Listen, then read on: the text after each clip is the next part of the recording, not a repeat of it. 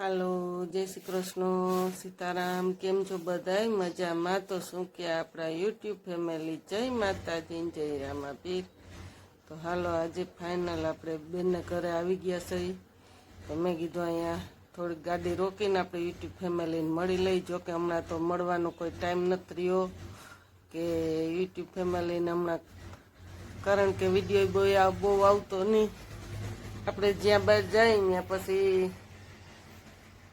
Vacation કરવાને બેનુંને બધે આટો દેવાનું, તો કોઈ મહેમાનને હોય એટલે આપણે વિડીયો ઉતારવાનું નથી મેળવ્યો. તો મેં કીધું હાલો આજે થોડોક કટકો આપણે લીધો છે. તો મારા ભાણુભાઈને જો રમાડું, એને હમણાં મજા નહોતી ને તો શીંગા થઈ ગયા હતી. મને દવા પીવડાવે, એને હમણાં પીવડાવતા ને તો એ ન પીતો, છીંગો થઈ ગયો. તો એને હમણાં શીખવાડ્યું કે તું પી લે, પછી હું કહું તું મને પીવડાવજે, એટલે દવા પી લઈએ. તો અમે માસી પાણે જ રમીએ અને જો આવું કરીએ. બાળકોને બીજું શું હોય? હું એમ કહું કે કવિ છે તો એને બહુ મજા આવે. તો હમણાં તો એને આમાં દવા પીવડાવવામાં જ રમાડીએ છે. આખો દી ટાંકણા ભરીને બધાને, દાદાને, મમ્મીને, પપ્પાને બધાને કે હેઠા હોઈ જાવ, હું દવા પીવડાવી દઉં. તો એની મમ્મી એમ કે જા માસીબાને પીવડાવી દે. જો નાક સીપીને જેમ એને પાય ને એમ જ પોતે આપણે એને પીવડાવે. જોજે માથે નાખે પાણી.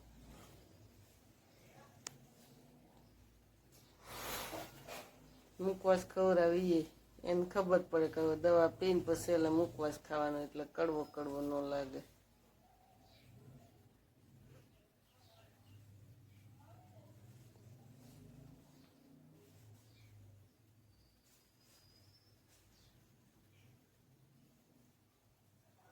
મહીભાઈની વારો છેડે છે, દવા નહોતી પીતો તબેડી કાઢ્યો.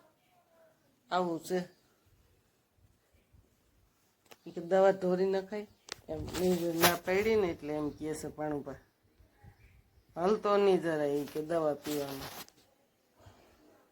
કેવું સમજાવે છે. બીજા અહીંયા કે નાક સીપીને દવા પીવડાવી દીધી. હલવાનું નહીં, હલે અને મારે.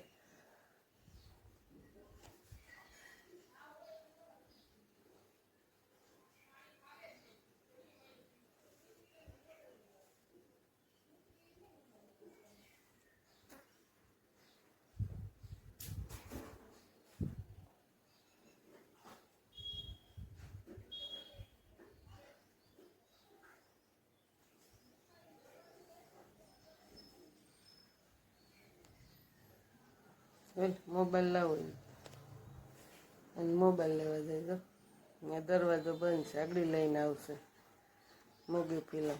જો મોબાઈલ લઈને આવ્યો. વિડીયો ગમે તો લાઈક કરજો, શેર કરજો ને.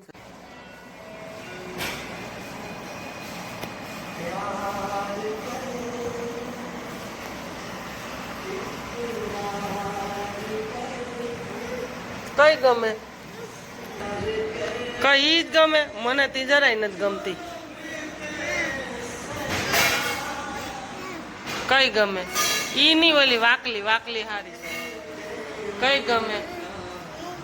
ઈ ગમે? ઈ કારી છે. ઈ ગમે? આ અસલની છે, જા આવડ્યા. આ હારી છે, જા. આ વાહિંદુ કરે એવી છે. ઈ ગમે?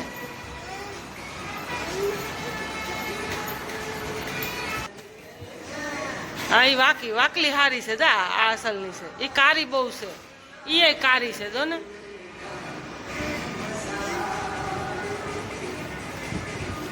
ઈ અસલની છે, વાકલી જો. ઈ કારી છે, જીથરાડી. ઈ ગમે? ઈ ગમે? વાહ ભાઈ વાહ. હા, ઈ ગમે?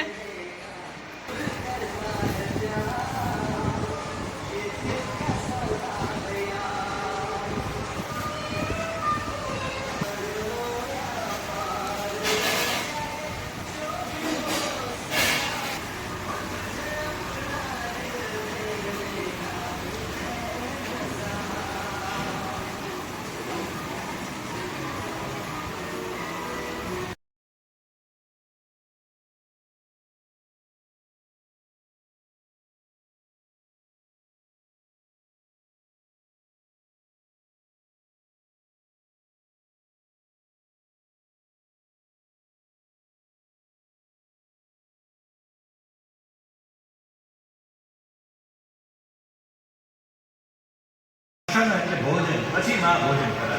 સીધા આવીને હાથ પગ ધોઈને ભોજન કરાવે એમ નહીં, સ્નાન કરાવે. એમાં પણ દહીં અને બેસનનો લોટ એ કરીને આખા શરીરનું મર્દન કરે, એનાથી સ્નાન કરાવે, ચંદનનો લેપ કરાવે, વસ્ત્ર દાન કરાવે, નવા અલંકાર દાન કરાવે, એની રક્ષા થાય એના માટે લોટો ઉતારે, કાળું એટલો બધો પ્રેમ આપતા.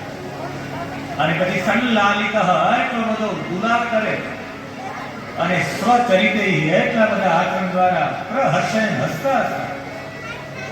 રોજ માટેની આ પ્રક્રિયા કરતા હતા. સાયમ ગતઃ, જ્યારે સાયમ સમય ગતઃ પાછા આવે, યામ યમેન માધવ, દિવસ વીતવા, યામ એટલે દિવસ, અને એના પછી યમેન એટલે વીતવા, વીતી જાય, દિવસ વીતી જાય ને જ્યારે આવે ત્યારે આદિ પ્રક્રિયા કરતા. આજે દરેક લોકોને અનુભૂતિ થતી, કેટલા લોકો બધાને અનુભૂતિ થતી. કૃષ્ણએ અનુભૂતિ કરાવી. પાપમાંથી દૂર કરવા હોય, પાપમાંથી મુક્ત કરવા હોય એક જ રસ્તો છે, સતત અનુભૂતિ છે. મારે આમ ન કરાય, મારે આમ ન કરાય, મારે અરે વાછડાઓ ઊંઘાતું કે કૃષ્ણ મારી સાથે. અરે જે ગાયને જે રોજ રસમાં કરવો એ છોડી નથી ગામમાં ગપ્પા મારતો હોય, ઓલી ગાયો વાછડાઓની ગાડીઓ પહોંચી જાય, પછી આ નીકળે સાયકલ લઈને, જલ્દી ત્યાં પહોંચી જાય, ત્યાં નીકળે રસ્તામાં ક્યાંય ન જાય, આડાવડા ક્યાંય સીધી લાઈનમાં જતા રહે. છે એ અહીંયા છે, અહીંયા પણ છે, એવી ભ્રાંતિ ઊંધી થઈ. ને પછી બ્રહ્માજીએ નીચે આવીને 40 શ્લોકોમાં સ્તુતિ કરી છે. ભાગવતજીની બીજી લાંબામાં સ્તુતિ છે. 101 ફેણ ઉપર કૃષ્ણએ નૃત્ય કર્યું.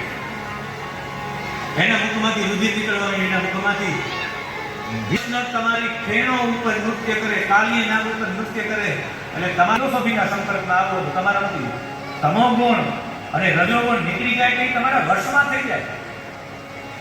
તમારામાં સત્વગુણ એટલો બધો પાવરફુલ થઈ જાય કે રજોગુણ અને તમોગુણને તમે નાખી શકો. ધારો ત્યારે રજોગુણ ઉત્પન્ન પણ કરી શકો અને ધારો ત્યારે રજોગુણ ઉત્પન્ન ન કરી શકો. રજોગુણને કંટ્રોલ ધારો ત્યારે ગુસ્સો કરી શકો, આક્રમણ કરી શકો, ધારો ત્યારે તમે શાંત રહી શકો. એ તમોગુણનો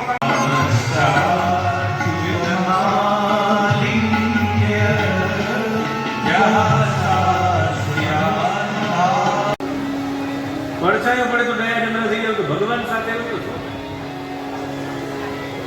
કોઈ પોલીસ વાળાએ કીધું હાલ હું બત્તી કરું, આમ ચાલ્યો જા, ક્યાંય હાલ આવો થતો નહીં હો, ચોરને કીધું હોય ને પછી જે ચોર જે પગે ચાલતો હોય સતત પોલીસ વાળાની બત્તીની સામે જ હોય. પોલીસ વાળાની બત્તી હોય તો ચોર સીધો થઈ તો ભગવાનની બત્તી હોય, ભગવાન એની સાથે હોય. સતત ભગવાન સતત એની સાથે રહેવા એવો અનુભવ થવા માંડ્યો. દરેક ગોપ બાળકને એવું થયું કે ભગવાન મારી સાથે, દરેક વાછડાઓને તો ભગવાન મારી સાથે. આ ભગવાનનું અનેક રૂપ છે. એ બાળકોને પણ એવું થતું કે એમાં ગોવાળોના અનેક રૂપ લઈને કૃષ્ણે જે લીલા કરી એ લીલાનું અદ્ભુત વર્ણન સુખદેવજી કરે છે કે જે ગોપીઓ એના દીકરો જ્યારે ગાયો ચરાવીને પાછો આવતો કે વાછડાઓ પાછા આવતા ત્યારે ગાયની અને એની માની સ્થિતિ કેવી હતી એનું વર્ણન કરતા. તરતો રૂપો